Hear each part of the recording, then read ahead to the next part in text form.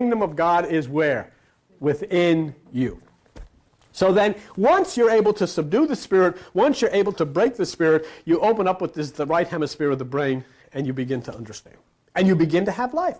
Do you know that each one of you sitting in this room looking at me and me looking at you, you know that all of us in this room and all of you watching on television are 90% ignorant? You only use 10% of your brain. 10%. And that's what's meant by tithing. The church takes 10% of your wallet. We don't do that in here. Obviously, just take a look at the finances. You'll see that we don't. Giving 10% of your money is not what is intended. This is what's intended. That 10% is you. That's the mind. That's the desires. That's the anger. That's the guilt. That's the fear. The 90% is over here, the right hemisphere, which is the creative side. And what's said, I want you to give this. I want you to shut this down, and I'll give you that.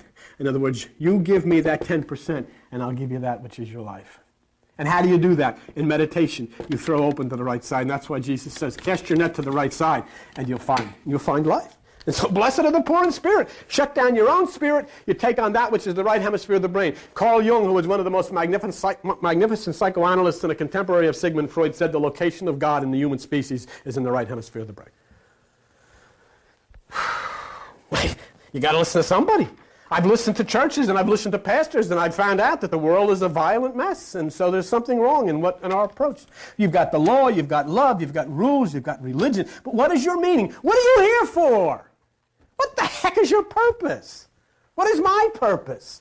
What's the purpose of you watching this thing? What is your purpose? Everything in this room, even down to the little screws that hold things together. Take a look around this room. Is there anything in this room that you don't know what it's for? Can you see anything and say, what is that for? I mean, there's a hat, there's a wall, there's shirts, there's chairs, there's screws in the chairs, there's speakers, there's decorations, there's books, there's all kinds, there's chimes, there's lights. Everything in here, you know what it's for. Now take a look at each other. I don't know. What are you for? And that's the horror of it. You can identify the need or the use of everything in this room, except when you look at yourself, you look at somebody and say, what is it for? Because we haven't paid attention to this. And the reason that you are on this planet, let's draw your face again, the reason that you're on this planet is when you give up that little bit of territory, that is you, and then allow this magnificent territory, which is the Garden of Eden, which is the right hemisphere, which is the kingdom of God within you, then it will multiply. People all over, people all over, people all over. And before you know it, the Christ consciousness starts to pervade the universe, and that which is the planet Earth becomes the planet Heaven. There is no other place. There is no other place. You go to Jupiter, there's no other place to go. I don't have any. The biggest argument that I have with